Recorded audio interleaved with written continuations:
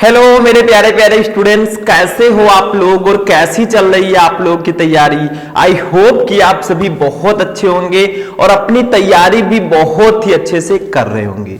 बहुत सारे student comment कर रहे थे, सर हमारा बोर्ड एग्जाम बहुत ज्यादा नजदीक आ चुका है, ऐसे में आप इंग्लिश ग्रामर के क्वेश्चंस पर वीडियो बनाइए, यानी कि क्लास 12 इंग्लिश ग्रामर के उन क्वेश्चंस को बताइए जो इस बार हमारे बोर्ड एग्जाम में आए। तो आप बुलाएं और हम ना आए, ऐसा तो हो ही नहीं सकता। तो आज के इस क्लास में मैं आपके लिए लेकर आया हूं क्लास 12 इंग्लिश ग्रामर के उन सभी महत्वपूर्ण क्वेश्चन आंसर को जो आपके बोर्ड एग्जाम में इस बार आएंगे। टेंशन बिल्कुल नहीं लेना है, एग्जाम में अभी टाइम है और आपके पास पूरा समय है कि आप इंग्लिश ही नहीं बल्कि सारे सब्जेक्ट की तैयारी बहुत ही अच्छे से करेंगे। तो आज हम पूरे इंग्लिश ग्रामर को एक ही वीडियो में खत्म करेंगे।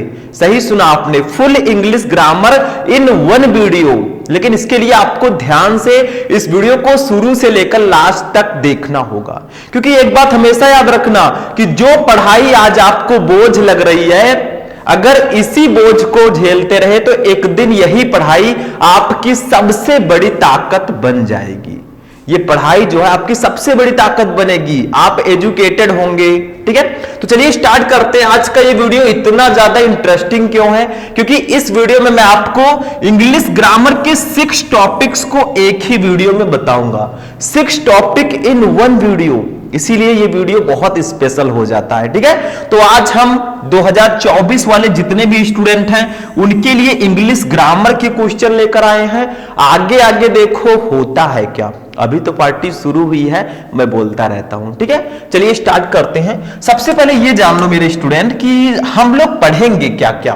भाई हम लोग पढ़ने जा रहे हैं और हमें यही नहीं पता हम क्या पढ़ने वाले हैं, तो कैसे चलेगा। तो आज हम क्या क्या पढ़ेंगे, 6 टॉपिक को एक वीडियो में पढ़ेंगे, जिसमें सबसे पहला टॉपिक होगा डायरेक्ट एंड इनडायरेक्ट स्पीच। बहुत सारे स्टूडेंट कहते हैं सर मैं डायरेक्ट स्पीच को इनडायरेक्ट में नहीं बदल पाता। क्यों नहीं बदल पाते, गलती आपकी है, लेकिन मैं भी समझाऊंगा। ठीक है, इसके हम 4 क्वेश्चन देखेंगे, हर एक टॉपिक के 4 क्वेश्चन हम पढ़ेंगे और उन क्वेश्चन को पढ़ेंगे जो बहुत इंपॉर्टेंट है। दूसरा देखो, सिंथेसिस ऑफ सेंटेंसेस को पढ़ेंगे, इसके भी 4 क्वेश्चन। फिर सिंटैक्स को पढ़ेंगे, इसके भी 4 क्वेश्चन। फिर एंटोनिम्स 4 क्वेश्चन, सिनोनिम्स 4 क्वेश्चन और one word substitution 4 question. Total 6 topic, एक टॉपिक के 4 क्वेश्चन, टोटल 24 क्वेश्चन। मल्टीप्लाई तो आता ही होगा। ठीक है, तो चलिए देखते हैं। सबसे पहले हम स्टार्ट करेंगे डायरेक्ट एंड इनडायरेक्ट नरेशन को। ठीक, चलिए देखते हैं। तो जो आप लोगों का भैया फर्ज है उसको निभाइएगा, भूल मत जाइएगा। वीडियो को लाइक कर देना, चैनल पर नए चैनल को सब्सक्राइब कर देना। बाकी हमें कुछ देना नहीं है और ना ही मैं आपसे मांग रहा हूं। ठीक है, आप चाहें तो कर सकते हैं। सबसे पहला question, direct and indirect speech. इसमें हमें दिया जाएगा, मतलब डायरेक्ट स्पीच दिया रहेगा, उसको इनडायरेक्ट में कन्वर्ट करना होगा।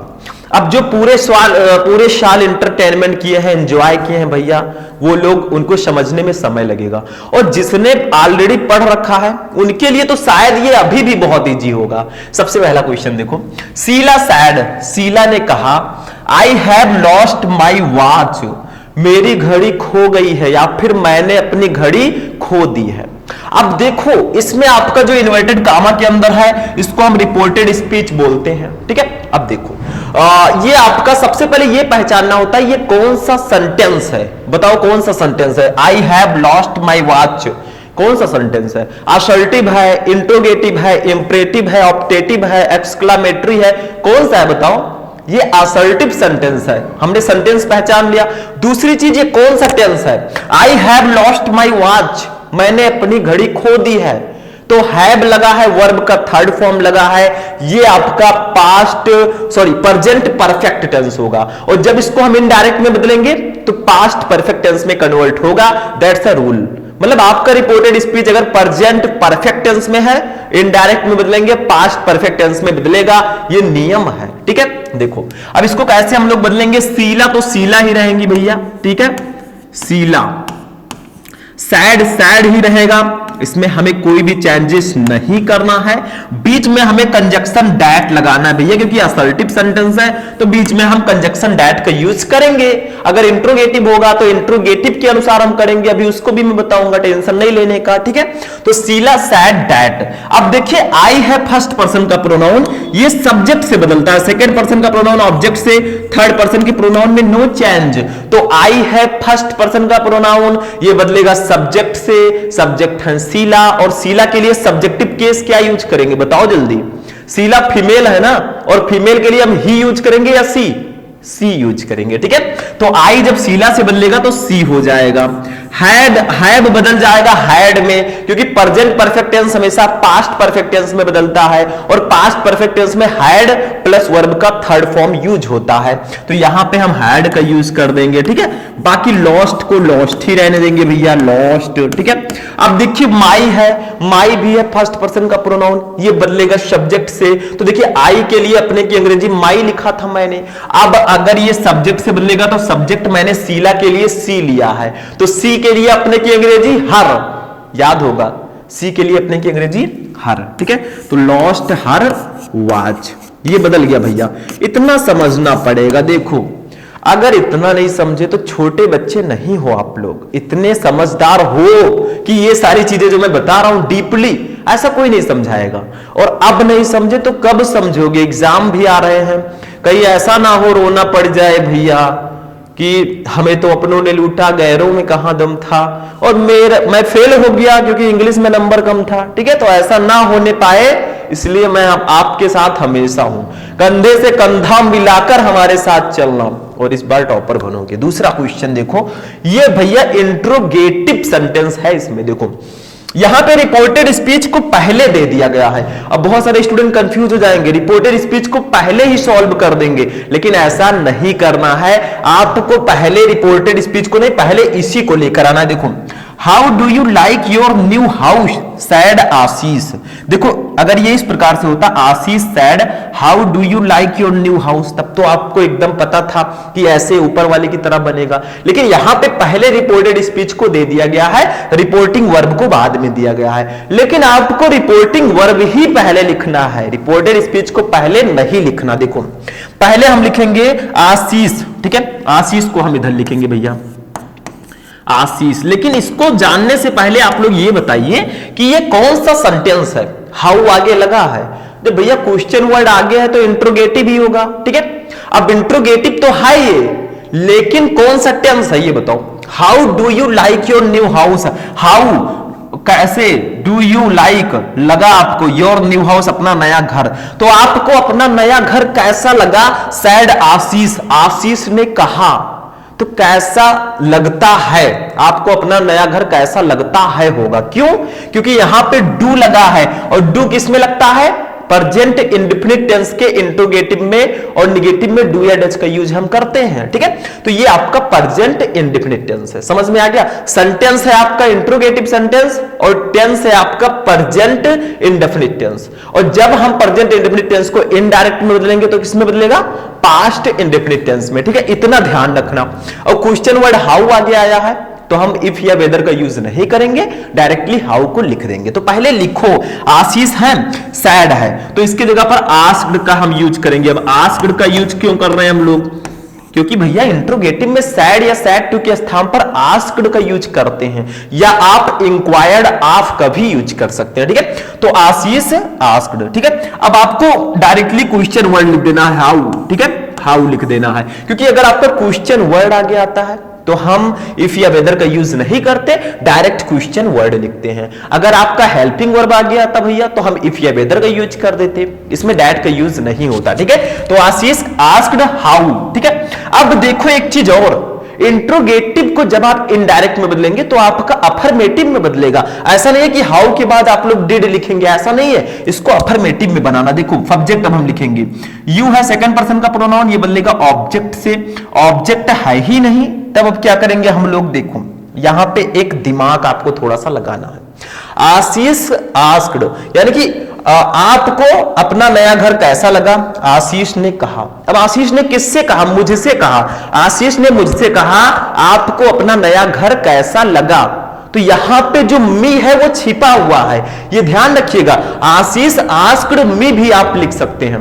तो अब जब यहां यू को बदलेंगे तो यहां पे मी छिपा है, उसी मी के अकॉर्डिंग बदलेंगे, क्योंकि सेकंड पर्सन का प्रोनाउन ऑब्जेक्ट से बदलता है और यू सेकंड पर्सन का प्रोनाउन है, तो मी से बदलेगा तो यहां पे आई हो जाएगा। ठीक है, हाउ आई।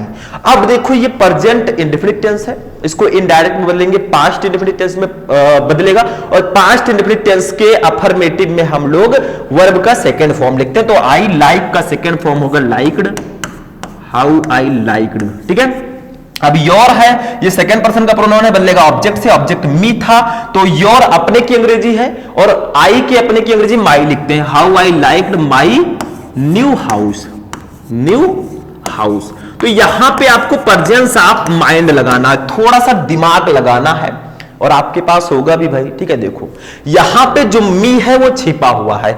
क्वेश्चन था how do you like your new house, आपको अपना नया घर कैसा लगता है। सैड आशीष, आशीष ने कहा। अब इसको इनडायरेक्ट में जब लेंगे तो Ashish asked how I liked my new house, इस तरह से ये बदलेगा। यहां पे आपका प्रेजेंट इंडेफिनिट टेंस था, इसको इनडायरेक्ट में बदला तो पास्ट इंडेफिनिट टेंस में बदल गया। ठीक है, और यहां पे मी छिपा है क्योंकि उसने मुझसे कहा था। इतना दिमाग लगाना पड़ेगा, तभी आप इस योर को और यू को बदल पाएंगे इनडायरेक्ट में। ठीक है, तो ये आपका हो गया दूसरा क्वेश्चन। ठीक है, चलिए आगे बढ़ते हैं, थर्ड क्वेश्चन देखते हैं।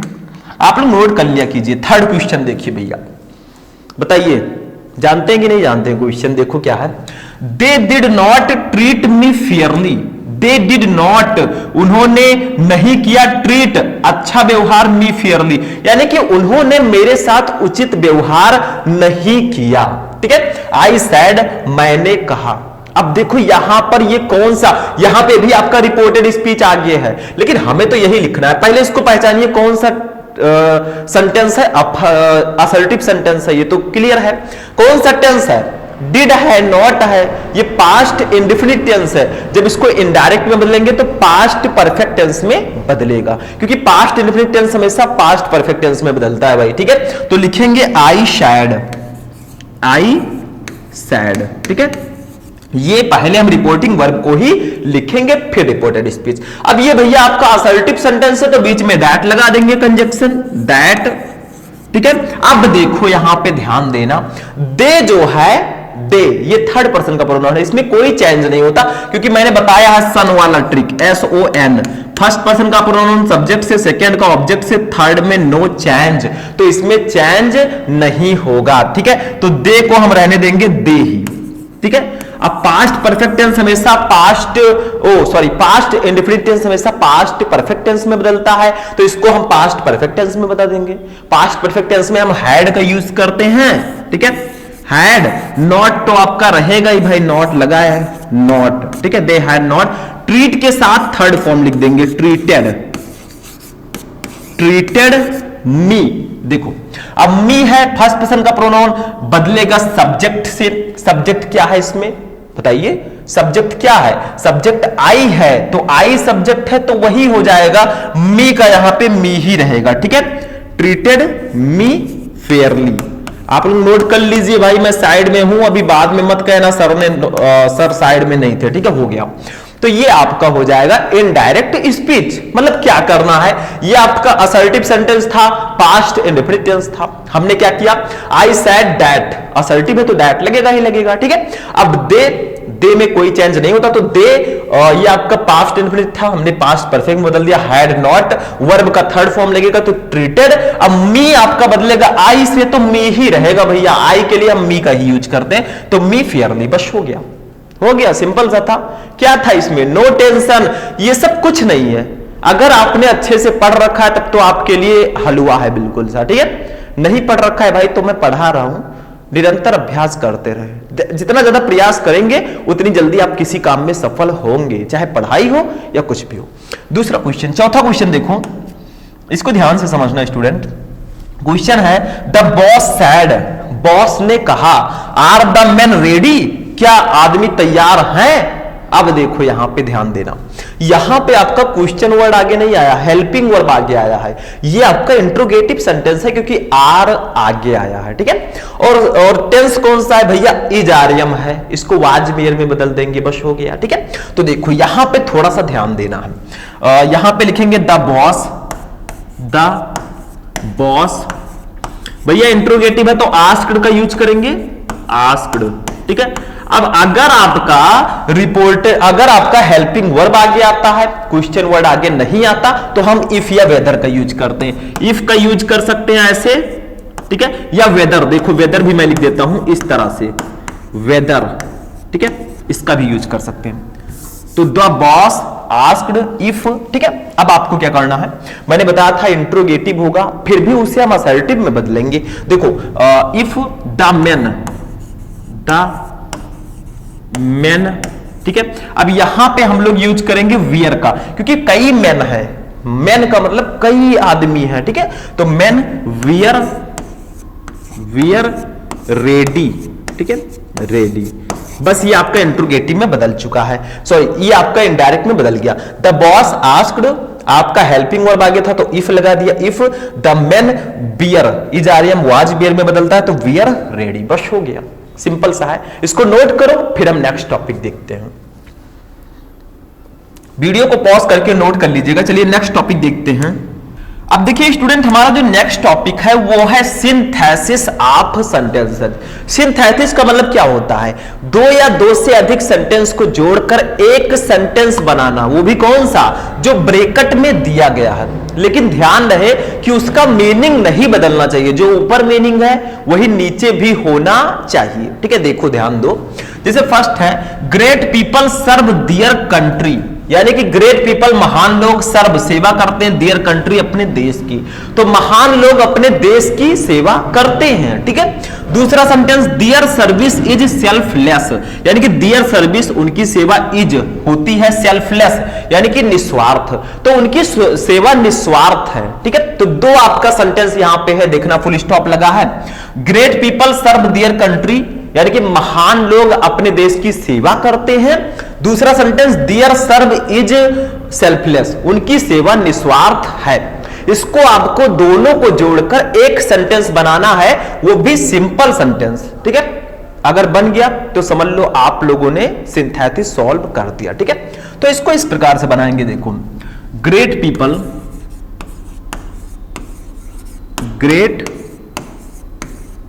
पीपल सर्व दियर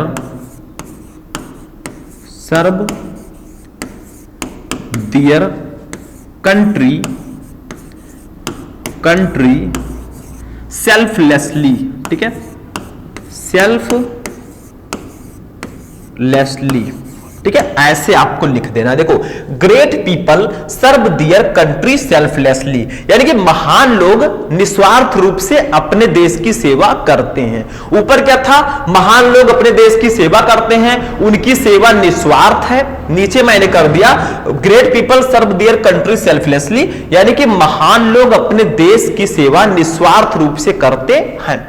दोनों का मीनिंग सेम है, बट मैंने दोनों को जोड़कर एक सेंटेंस बना दिया, दैट्स अ सिंथेसिस, ठीक है। ये समझ में आ गया, सिंपल सा था, सिर्फ आपको इसके जगह पर सेल्फलेसली लिख देना है, ठीक। दूसरा देखो, द वेदर वाज फाइन, मौसम अच्छा था। भाई अभी का मौसम तो अच्छा नहीं है, ठंडी होगी, ठीक है, क्या है, ठंडी है, ठीक। तो देखो द वेदर वाज फाइन, मौसम अच्छा था। बी एंजॉयड द वॉक, हमने सैर का आनंद लिया। तो मौसम अच्छा था, हमने सैर का आनंद लिया। भाई मौसम अच्छा रहेगा तो घूमने टहलने में तो मजा आएगा ही आएगा, ठीक है।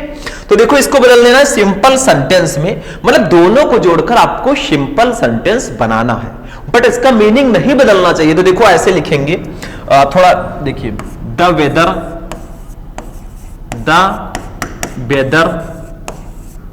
बीइंग फाइन, यानी कि मौसम अच्छा होने पर, ठीक है। बी एंजॉयड द वॉक,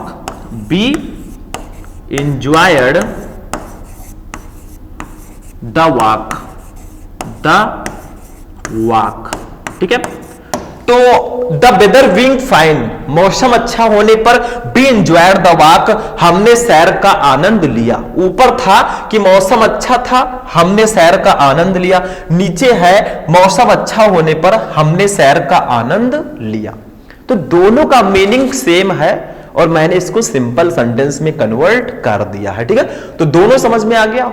चलिए नेक्स्ट क्वेश्चन देखते हैं। ठीक है, नेक्स्ट क्वेश्चन क्या है, देखो आप लोग नोट कर लिया कीजिए, जब मैं बता रहा हूं आप लोगों को नोट कर लेना है, लेकिन पहले ध्यान से समझना है, क्योंकि नोट करने से ज्यादा समझना जरूरी है किसी चीज को। ठीक है, देखो तीसरा, your father will recover soon, soon recover, यानी कि तुम्हारे पिताजी जल्द ही ठीक होंगे। देखो, your father will soon recover, तुम्हारे पिताजी जल्द ही ठीक होंगे, ऐसा कहा जा रहा है। ठीक है, बी होप सो, हमें ऐसा लगता है। ठीक है, तो तुम्हारे पिताजी जल्दी ठीक होंगे, हमें ऐसा लगता है या हमें ऐसी आशा है। ठीक है, इसको आपको कॉम्प्लेक्स सेंटेंस में बदलना है। कैसे बदलोगे, कैसे बदलोगे? कॉम्प्लेक्स सेंटेंस में आपको बदलना है तो लिखेंगे, हम लोग लिखेंगे we hope that, we hope लिख देंगे, बीच में दैट लगा देंगे, we hope that your father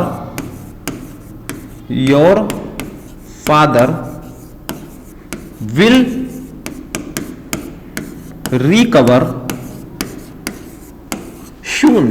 ठीक है, तो इस प्रकार से लिख देना है, बी होप दैट, हमें आशा है कि योर फादर विल रिकवर सून, तुम्हारे पिताजी जल्द ही ठीक होंगे। ठीक है, तो ऐसे आपको लिख देना है, we hope that your father will recover soon. ठीक, तो ऊपर क्या था, your father will soon recover, तुम्हारे पिताजी जल्दी ठीक होंगे, बी होप सो, हमें ऐसा लगता है या हमें ऐसी आशा है। इसको कॉम्प्लेक्स में बदलना था, हमने लिख दिया we hope that your father will recover soon, यानी कि हमें आशा है कि तुम्हारे पिताजी जल्द ही ठीक होंगे।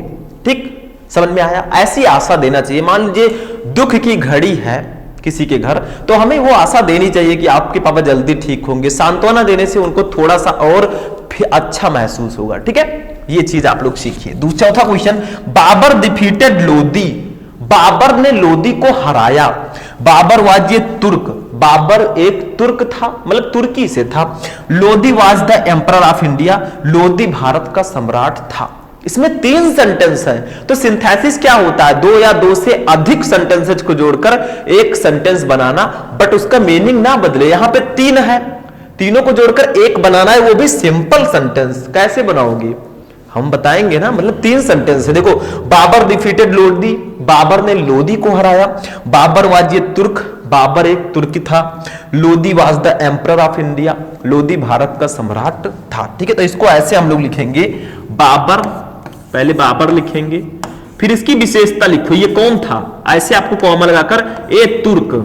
ठीक है, ये तुर्क, इतना लिखा, मतलब बाबर ए तुर्क। ठीक है, फिर हम लिखेंगे किसको हराया, डिफीटेड लोदी, डिफीटेड लोदी। ठीक है, अब कॉमा लगाकर हम लोग लिखेंगे लोदी कौन था, emperor of the emperor of India, the emperor,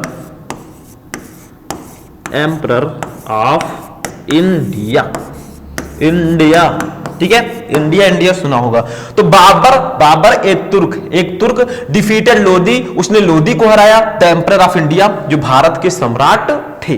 ठीक, बस ऐसे लिखना है, कॉमा लगा लगाकर काम हो गया।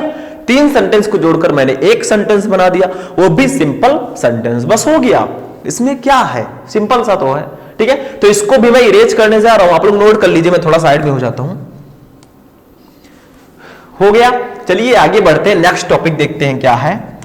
अब देखिए स्टूडेंट, हमारा जो नेक्स्ट टॉपिक है वो है सिंटैक्स। मैंने यहां पे ट्रांसफॉर्मेशन को नहीं लिया है, मैंने सिंटैक्स को यहां पे इंक्लूड किया है। सिंटैक्स का मतलब क्या होता है, करेक्शन ऑफ सेंटेंसेज। जैसे आपका आधार कार्ड होता है, उसमें कहीं मान लीजिए छोटे थे तो कोई गलती है, या फिर डेट ऑफ बर्थ में या नाम में, पिता के नाम में, ठीक है, तो उसको आप लोग करेक्शन कराते हैं ना, संशोधन।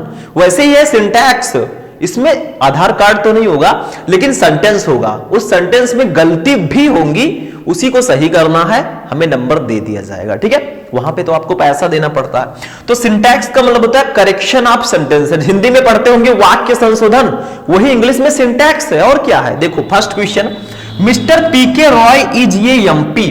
मिस्टर पीके रॉय एक एमपी है, यानी कि एक सांसद है, ठीक है। तो इसमें गलती क्या है? अब आप लोग कहेंगे सर इसमें गलती तो मुझे दिख ही नहीं रही है।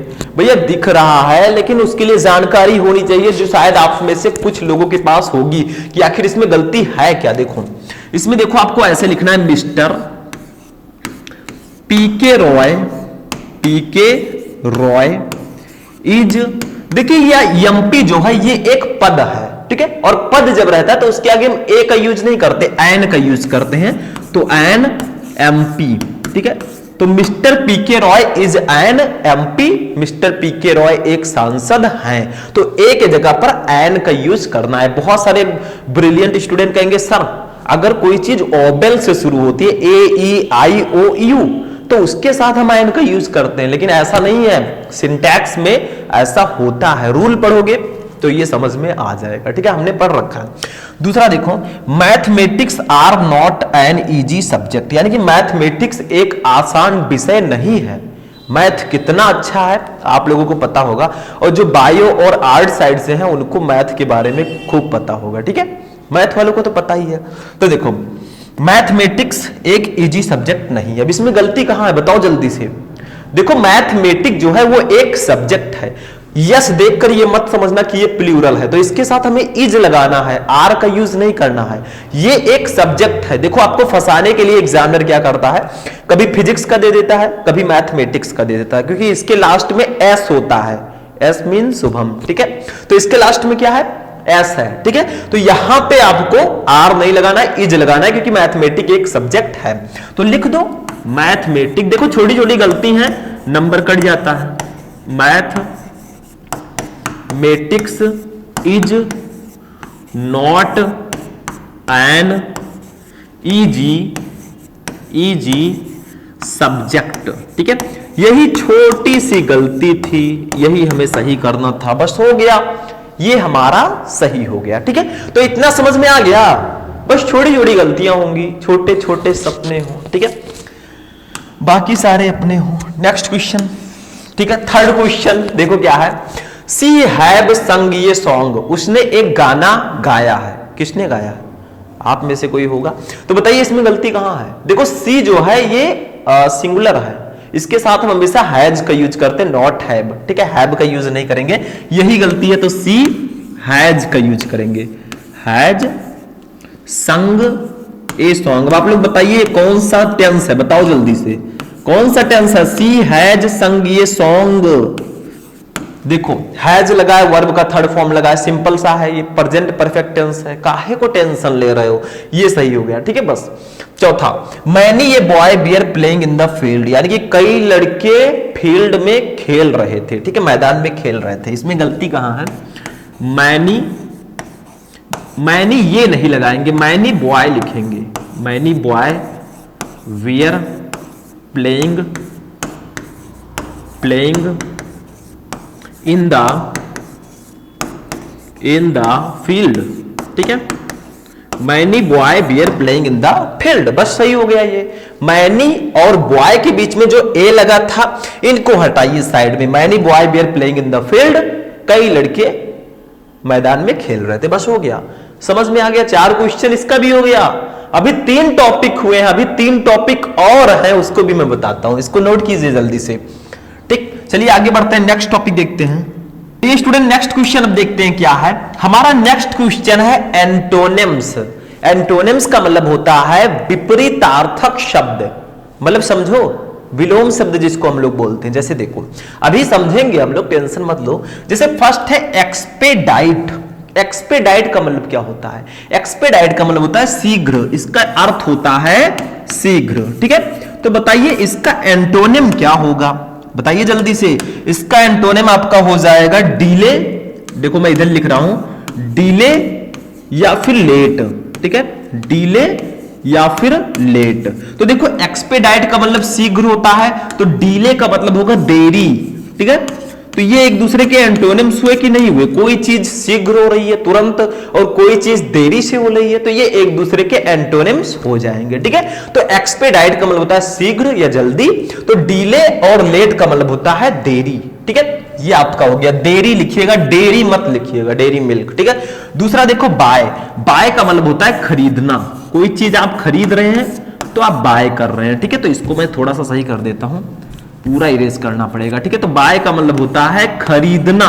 ये तो सबको पता होगा, छोटे छोटे बच्चों को पता है कि बाय का मतलब होता है खरीदना, ठीक है। बी बाई ई वाला बाय नहीं है। तो इसका एंटोनिम हो जाएगा सेल। सेल का मतलब होता है बेचना, ठीक है। सेल का मतलब होता है बेचना।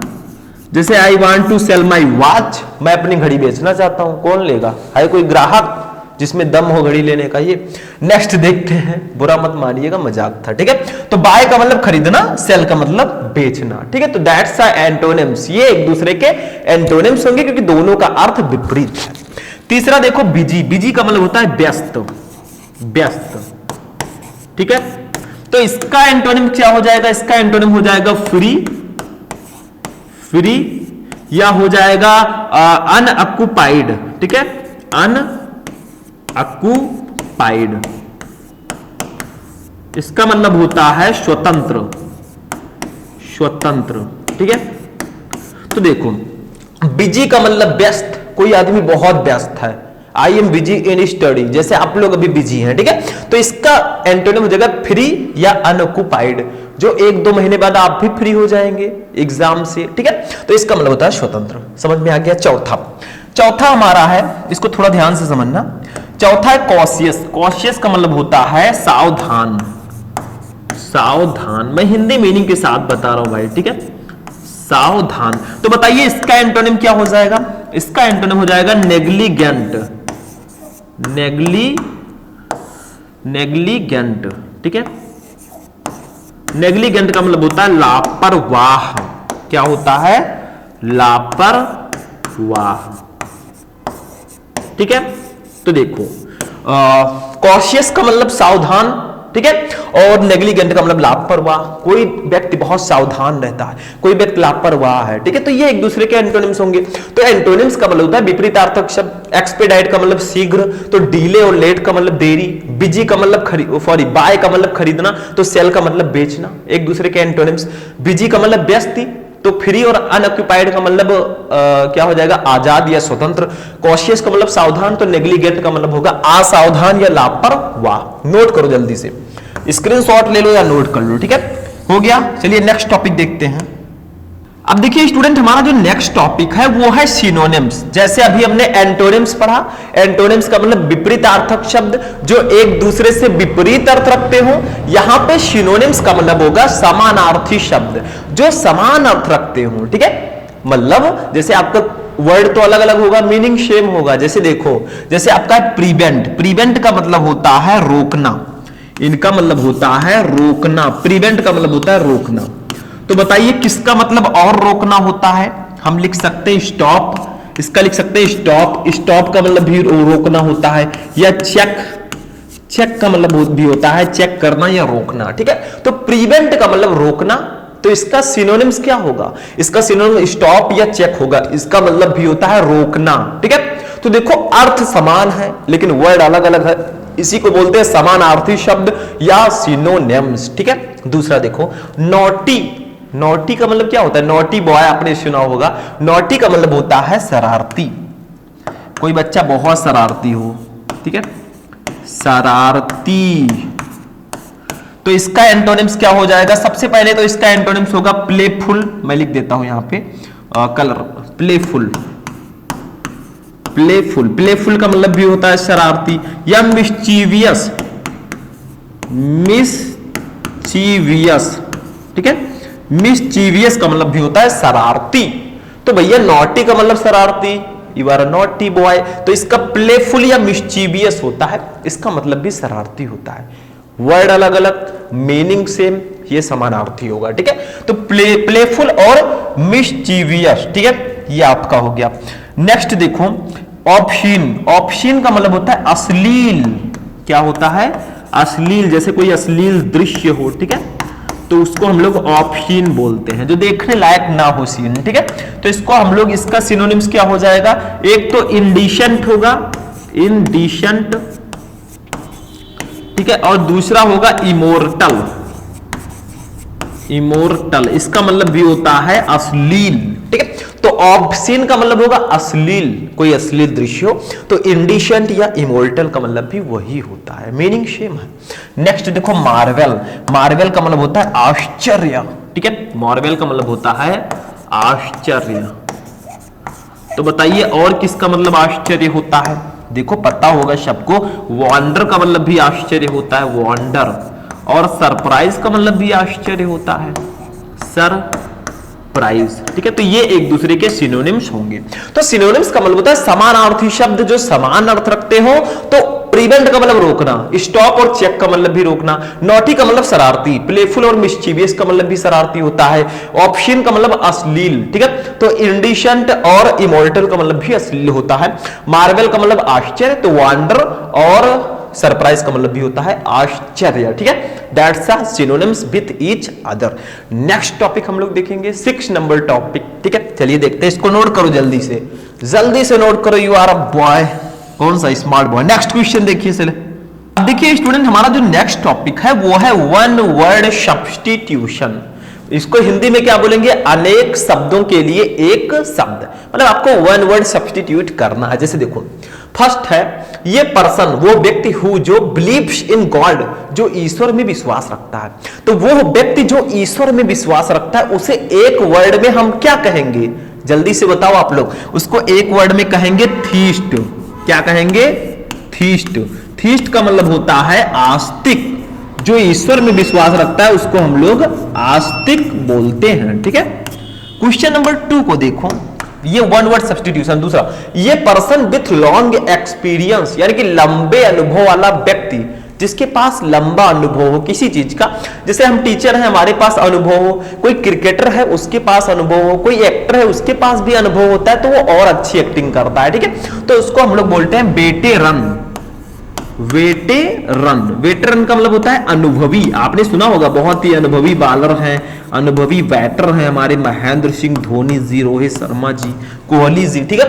तो ये person who believes in God, उनको एक वर्ड में थीस्ट बोलेंगे, आस्तिक।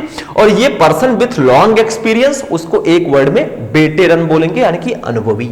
तीसरा, ये person who loves his own country, वो व्यक्ति जो अपने देश से प्यार करता हो, उसे क्या बोलेंगे? उसे हम लोग बोलेंगे पैट्रियट। क्या बोलेंगे?